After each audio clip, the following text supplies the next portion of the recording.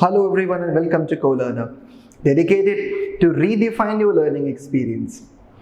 आज हमारे सामने इस वीडियो के अंदर 3 मेन टॉपिक्स रहेंगे, जिसमें पहला है प्रॉब्लम्स ऑफ इंडियन एग्रीकल्चर, दूसरा है कितने रिफॉर्म्स हमारे सामने हैं इंडियन एग्रीकल्चर में, और तीसरा टॉपिक है हमारा ग्रीन रेवोल्यूशन।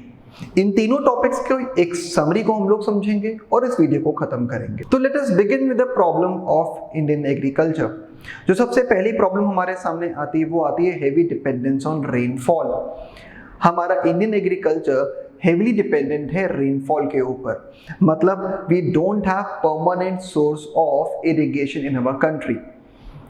इससे होता क्या है कि अगर अच्छी बारिश हुई तो फसल अच्छी होगी, which means good rainfall brings good harvest। ये एक बहुत मेजर इशू है और इसको दूर करने के लिए हर दिन कोशिशें अभी भी की जा रही हैं। जो दूसरी प्रॉब्लम हम लोग देखते हैं वो है लैक ऑफ मॉडर्न आउटलुक की। लैक ऑफ मॉडर्न आउटलुक को अगर मैं 2 पार्ट्स में बांटूं तो इसमें सबसे पहला तो आता है कि वो नए तरीकों को अडॉप्ट नहीं करना चाह रहे हैं। मैकेनाइजेशन इसलिए भी स्लो है हमारे एग्रीकल्चर का क्योंकि किसान उससे यूज टू नहीं हो पा रहा है।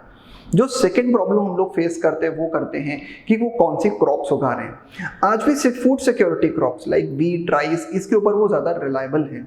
उनको लगता है ज़्यादा रिलायबल क्रॉप्स हैं, वो ज़्यादा रिलाय कर लेते हैं हमारी उन्हीं क्रॉप्स के ऊपर। बट उसी की जगह मैं बात करता हूँ क्रॉप लाइक मशरूम, जो कि हाई प्रॉफिट क्रॉप है, उसके ऊपर उनका रिलायंस काफ़ी कम रहता है क्योंकि उन्हें लगता है कि शायद बिके या ना बिके। अगर मैं बात करता हूँ हमारी हाई यील्ड प्रॉफिट क्रॉप्स में, तो यहाँ पर रिस्क तो अपनी जगह है लेकिन प्रॉफिट उतना ही ज़्यादा हो जाता है। इसी के साथ प्रॉब्लम आती है स्मॉल होल्डिंग्स की भी। हमारे देश में किसानों के पास ऑन एवरेज अगर हम बाकी कंट्रीज से कंपेयर करें तो होल्डिंग काफ़ी स्मॉल है, क्योंकि अराउंड 50% ऑफ पॉपुलेशन एग्रीकल्चर में इन्वॉल्व है, तो इम्प्लाइड है कि जगह तो उतनी ही है। जगह जब ज़्यादा लोगों में बांटी जाएगी तो होल्डिंग अपने आप स्मॉल होती चली जाती है। और साथ में ही स्मॉल होल्डिंग के साथ जो दूसरी प्रॉब्लम आती है वो आती है स्कैटर्ड होल्डिंग की। इसका मतलब है कि जमीन एक जगह पर नहीं, एक ही गांव में कई जगह पर फैली हुई है। तो अगर जमीन कम भी है और कई जगह फैली हुई है तो ये 2 प्रॉब्लम्स खड़ी कर देती है। एक कॉस्ट ऑफ सोइंग, मतलब बीज बोने की जो कॉस्ट है वो बढ़ जाती है क्योंकि लेबर को कई जगह इन्वॉल्व कराना पड़ता है। और जो दूसरी प्रॉब्लम है वो है हमारी मैकेनाइजेशन कॉस्ट।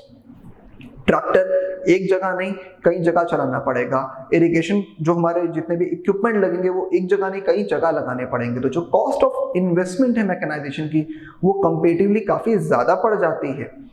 ये एक बहुत ही बड़ी प्रॉब्लम है और इससे लड़ पाना इतना आसान भी नहीं है, क्योंकि लोगों की जगह जब जगह जगह फैली होंगी, जब स्कैटर्ड होल्डिंग होगी, तो इम्प्लाइड है कि प्रोडक्टिविटी अपने आप गिरती चली जाएगी। जो एक और प्रॉब्लम हमारे देश के किसान फेस करते हैं वो है लैक ऑफ ऑर्गेनाइज मार्केट की। अभी भी हमारे यहाँ पर एग्रीकल्चर की ऑर्गेनाइज मार्केट बहुत ही कम जगहों पर है। तो जो हमारा फार्मर है वो उसे दूर दराज के इलाकों में नहीं लेकर जा सकता है। उसकी कोशिश ये रहती है कि फसल कटते ही उसे वहीं पर ही उसके पैसे मिल जाए, भले ही कम मिले। इसका मतलब है कि अगर वो कोई चीज़, कोई भी क्रॉप अगर वो अपने गाँव में 5 रुपए किलो पे बेच रहा है तो वही चीज़ शहर में आकर 50 रुपए किलो पर बिकेगी, क्योंकि कई तरह के इंटरमीडिएट्स इसके अंदर इन्वॉल्व हो जाते हैं जिन्हें हम लोग बुलाते हैं ब्रोकर्स। तो ब्रोकर का मेन काम क्या होता है? ब्रोकर किसान से सस्ते पे कोई भी सामान खरीद लेता है, कोई भी क्रॉप्स खरीद लेता है, फिर उसे शहरों में आकर जो हमारे होलसेलर और रिटेलर हैं उनको हाई प्रॉफिट पे बेच देता है। और इम्प्लाइड है होलसेलर फिर प्रॉफिट कमाएगा और रिटेलर फिर से उसके ऊपर प्रॉफिट कमाएगा, तब वो क्रॉप हमारे पास पहुंच पाती है। तो ये एक बहुत बड़ी प्रॉब्लम खड़ी कर देता है हमारे फार्मर्स के लिए, क्योंकि वो पूरी मेहनत भी करते और उनको उसका पूरा पैसा नहीं मिलता है। इसी को दूर करने के लिए गवर्नमेंट अब काफ़ी ऑर्गेनाइज मार्केट्स जगह जगह एस्टैब्लिश कर रही है, पर हमारे देश जितना बड़ी हमारी कंट्री है उसको देखते हुए ये अभी भी बहुत ही स्लो चल रहा है। प्रॉब्लम्स के अंदर लैक ऑफ फाइनेंस भी एक मेजर इशू है। आज भी हमारे देश के किसान नॉन एसेंशियल सोर्सेज पे काफ़ी ज़्यादा डिपेंडेंट है, जैसे कि महाजन वगैरह या जमींदार। ये लोग बहुत ही हाई इंटरेस्ट रेट पर हमारे फार्मर्स को लोन देते हैं और बदले में उनकी पूरी लैंड एज ए सिक्योरिटी रखवा लेते हैं। ये लोन कभी भी रीपे नहीं हो पाता है और हमारे farmers vicious circle of poverty के अंदर फंस कर रह जाते हैं, जहां पर टिल जनरेशंस उसी एक लोन की, जिसका अमाउंट शायद बहुत कम रहा हो पर इंटरेस्ट जोड़ जोड़ के वो लोन बहुत बड़ा हो जाता है, उसकी रीपेमेंट ही करते रह जाते हैं। Now let us talk about reforms. कितने रिफॉर्म्स हम लोग को देखने मिले इस पूरे पीरियड के अंदर। इन रिफॉर्म्स को हम लोग बुलाते हैं agrarian reforms. Agrarian reforms 3 part में लिए गए, जिसमें पहले थे हमारे टेक्निकल रिफॉर्म, दूसरे थे हमारे इंस्टीट्यूशनल रिफॉर्म और तीसरे हमारे general reforms. Now let us start with the technical reforms. Technical reform में जो सबसे पहला आता है वो आता है use of HYV seeds, high yield variety seeds. In seeds ने हमारी प्रोडक्टिविटी काफ़ी हद तक बढ़ा दी। इन सीड्स को यूज़ करने के बाद वही फार्मर्स उस ज़मीन पर ही ज़्यादा क्रॉप्स उगा पा रहे थे। इसके अलावा आता है use of chemical fertilizers. Chemical fertilizers से हम लोग को 2 बेनिफिट मिले। सबसे पहले तो कुछ हद तक प्रोडक्टिविटी इन्होंने भी बढ़ाई, और दूसरी बात, जो कीड़े जो हमारी फसलों को खा लेते थे वो हमने इंसेक्टिसाइड और पेस्टिसाइड का यूज़ करके उसको भी हटा दिया। तो फर्टिलाइजर्स ने पहले तो प्रोडक्टिविटी को बढ़ाने पर ध्यान दिया, साथ ही हमने इंसेक्टिसाइड्स और पेस्टिसाइड्स का यूज़ करा, और जिससे हमें बेनिफिट ये मिला कि जो इंसेक्ट्स फसलों को खराब कर रहे थे अब वो खराब होने बंद हो गए।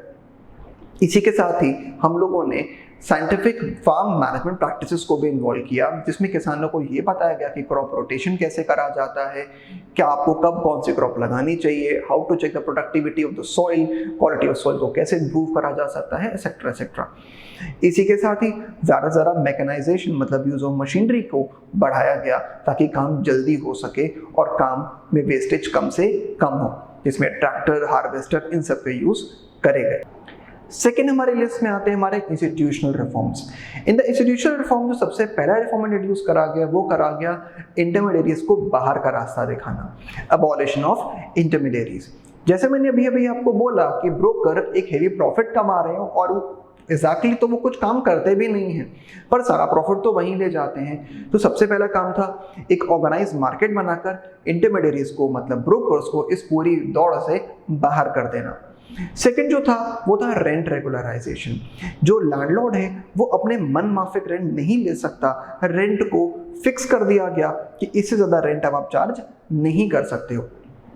इसी के साथ लैंड होल्डिंग पर भी एक सीलिंग लगा दी गई, मतलब कोई भी किसान अनलिमिटेड लैंड होल्ड नहीं कर सकता है, उसको एक लिमिट गवर्नमेंट गाइडलाइन के अकॉर्डिंग ही सीलिंग को हमारे जो लैंड है उसको एक्वायर करना होगा। इसी के साथ आता है कंसोलिडेशन ऑफ लैंड। जैसे मैंने अभी आपको बोला कि हमारे जो लैंड थी वो स्कैटर्ड थी, तो लैंड की अदला बदली करी गई ताकि एक किसान के पास कोशिश ये करी जाए कि सारे के सारे लैंड एक ही जगह पर हो। इसी के साथ कोऑपरेटिव फार्मिंग को भी प्रमोट करा गया, जिसके अंदर सारे किसानों की मिलाकर एक कोऑपरेटिव सोसाइटी बना दी जाती है। अब वो सब लोग मिलकर जॉइंट असेट्स और जॉइंट रॉ मटेरियल खरीद लेते हैं। कोई एक किसान अगर रॉ मटेरियल अकेले नहीं खरीद सकता है तो वो लोग मिलकर वो रॉ मटेरियल को खरीद लेते हैं, बल्क परचेज हो जाती है, तो इससे उनको रॉ मटेरियल सस्ता भी मिल जाता है। इसी के साथ ही अगर कोई 5 किसानों ने मिलकर एक ट्रैक्टर ले लिया और वो ट्रैक्टर अब 5 जमीनों पर काम कर रहा है तो सबको ट्रैक्टर भी मिल गया और सबके काम भी हो गए, उनको कॉस्ट भी कम से कम इसकी पड़ी। तो ये हमारे थे हमारे आज के इंस्टीट्यूशनल रिफॉर्म्स। तो रिफॉर्म्स में आते हैं last but not the least वो है जनरल रिफॉर्म्स। इन्हें जनरल इसलिए बोला गया क्योंकि ये कई जगहों पर हमारा इकट्ठे फायदा करने लग पड़े। हमारे लिस्ट में पहला आता है हमारे सामने इरिगेशन फैसिलिटीज को बढ़ाना। मैंने अपनी वीडियो की शुरुआत में आपको बोला कि हम लोग आज भी रेनफॉल पर हैवी डिपेंडेंट हैं, इसीलिए इरिगेशन फैसिलिटीज को हर दिन हर खेत तक पहुंचाया जा रहा है। इसी के साथ अगला आता है हमने इस्टेब्लिश करा हमारी क्रेडिट कोऑपरेटिव सोसाइटीज, ताकि जो हमारे किसान हैं वो नॉन इंस्टीट्यूशनल सोर्सेज जैसे कि महाजन वगैरह से आज़ाद हो जाएं, वो वहाँ पर कर्ज लेने ना जाएं। इसके लिए कई रीजनल रूरल बैंक्स और फाइनली एक NABARD that is National Agriculture Bank for Rural Development को इस्टेब्लिश करा गया, जिसका सोल पर्पस ये था कि जो क्रेडिट किसानों को जो कितना भी क्रेडिट देना है उसको सेंट्रल लेवल पे डिसाइड करा जाए। साथ ही में हम लोगों ने मार्केट्स को रेगुलराइज करा और कई कोऑपरेटिव मार्केटिंग सोसाइटीज को इसके लिए स्टैब्लिश करा जो कि सिर्फ किसानों प्रोडक्ट की मार्केटिंग करेंगे और उनको अच्छा रेट दिलाएंगे। और इन सब के अलावा गवर्नमेंट ने मिनिमम सपोर्ट प्राइस पॉलिसी को भी इंट्रोड्यूस करा, जिसके अंदर किसान को मिनिमम इतना प्राइस तो मिलेगा ही मिलेगा। इसका मतलब अगर मार्केट में गेहूं का रेट 18 रुपए चल रहा है और गवर्नमेंट का एमएसपी 20 रुपए का है, तो किसान को 20 रुपए तो मिलेंगे ही मिलेंगे। अब हम बात करते हैं हमारे टॉपिक ग्रीन रेवोल्यूशन के बारे में, कितने फायदे हमें मिले हमारे ग्रीन रेवोल्यूशन से।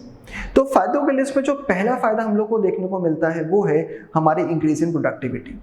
हमारे व्हीट, राइस और मेज तीनों के ही प्रोडक्शन पहले से काफ़ी ज़्यादा बढ़ गए। अगर हम कंपेयर करते हैं ईयर 1950-51 से, तो प्रोडक्शन काफ़ी गुना बढ़ गए हैं। इसी के साथ ही हमारा एरिया अंडर कल्टीवेशन भी पहले से काफ़ी ज़्यादा है, 13 करोड़ से 19 करोड़ हेक्टेयर, मतलब 6 करोड़ हेक्टेयर बढ़ना एक बहुत ही बड़ी बात है। अगर हम बाकी फायदों के बारे में बात करें तो फॉलोइंग हटा दी गई है, फॉलोइंग कंप्लीटली एलिमिनेट हो जाती है। फॉलोइंग का मतलब होता है एक क्रॉप उगाने के बाद कुछ टाइम के लिए जमीन को खाली छोड़ दिया जाता है ताकि वो अपनी प्रोडक्टिविटी को नेचुरली रीगेन कर सके। लेकिन फॉर द यूज और because of the use of fertilizers following करने की अब जरूरत नहीं पड़ती है। इसी के साथ ही जो डबल क्रॉपिंग का कंसेप्ट है, मतलब एक ही जमीन पर दो अलग अलग तरह की क्रॉप लगाना और डबल प्रॉफिट कमाना, अब वो भी पॉसिबल है just because of green revolution, क्योंकि किसानों को इसकी प्रॉपर ट्रेनिंग दी जाती है। हमारे फार्मर्स अब सब्सिस्टेंस फार्मिंग से कमर्शियल फार्मिंग पर शिफ्ट करने लग पड़े हैं। सब्सिस्टेंस फार्मिंग बेसिकली इसलिए करी जाती थी कि वो खाली अपना और अपने घर का पेट भर सके, लेकिन अब वो क्रॉप्स उगाकर बाहर बेचने के लिए भी अपना माइंड ओपन रखते हैं। किसान अब ज़्यादा मॉडर्न आउटलुक रख पा रहे हैं आफ्टर ग्रीन रेवोल्यूशन, वो मैकेनाइजेशन से पीछे नहीं हट रहे हैं और वो नए एक्सपेरिमेंट्स करने को तैयार हैं। इसी के साथ ही इंडिया ने एक सेल्फ सफिशिएंसी गेन कर ली है प्रोडक्शन में ऑफ क्रॉप्स। अब हमें बाकी दुनिया पे डिपेंडेंट नहीं होना पड़ता है, हम अपनी क्रॉप्स को खुद उगा सकते हैं। बात अब हम करते हैं हमारे लिमिटेशंस ऑफ ग्रीन रेवोल्यूशन के बारे में, कहाँ कहाँ ग्रीन रेवोल्यूशन के फायदे नहीं पहुंच पाए या फिर किस तरह ग्रीन रेवोल्यूशन 100% सक्सेसफुल नहीं रही। हमारी इस लिस्ट में पहला पॉइंट आता है कि बेनिफिट जो है वो खाली कुछ क्रॉप्स तक ही पहुंचे, मतलब हर क्रॉप का प्रोडक्शन नहीं बढ़ा, कुछ staple crops like wheat, rice, मेज, बस इन्हीं के प्रोडक्शन ज़्यादा बढ़ाया जा सका। सेकेंडली, इसके फायदा हमारे यहाँ अनइवन रहे, मतलब हर स्टेट तक बेनिफिट नहीं पहुंचा। स्टेट जैसे कि ईस्टर्न यूपी, बिहार, एमपी या ओडिशा, इनको मिनिमम बेनिफिट मिला क्योंकि यहाँ तक ग्रीन रेवोल्यूशन का इम्पैक्ट नहीं पहुंच पाया। इसी के साथ ही इसके बेनिफिट मोस्टली उन रिच फार्मर्स को मिला जो कि फर्टिलाइजर्स, मैकेनाइजेशन या फिर हमारे इंसेक्टिसाइड, पेस्टिसाइड्स को खरीद सकते थे। ये वो पढ़े लिखे अमीर फार्मर थे जिनकी पहुंच ऊपर तक थी और जो इसके फायदे समझकर इसका पूरा बेनिफिट उठा पाए। गरीब किसान और अनपढ़ किसान जिसको पता ही नहीं था कि ग्रीन रेवोल्यूशन है क्या, वो इसके फायदे बिल्कुल भी नहीं उठा पाए। इसी के साथ ही ग्रीन रेवोल्यूशन का सबसे बड़ा डिसएडवांटेज ये रहा कि इसने एक इकोनॉमिक डिवाइड क्रिएट कर दिया। इकोनॉमिक डिवाइड मतलब गरीबी और अमीरी का फर्क। ग्रीन रेवोल्यूशन ने रिच और पुअर फार्मर्स के बीच में एक इकोनॉमिक डिवाइड क्रिएट कर दिया जो कि कहीं से भी एक्सेप्टेबल नहीं है। तो ये बात थी हमारे एग्रीकल्चर टॉपिक पर। हम लोगों ने इस वीडियो को 2 पार्ट में बनाया, जिसके अंदर पहले पार्ट में मैंने आपसे कुछ बातें करी और अगले पार्ट में आपसे फिर से कुछ बातें करके इस पूरे टॉपिक को खत्म करता हूँ। मिलते हैं हम लोग हमारे अगली वीडियो में। आई होप आपको ये वीडियो अच्छा लगा होगा। Thank you for today.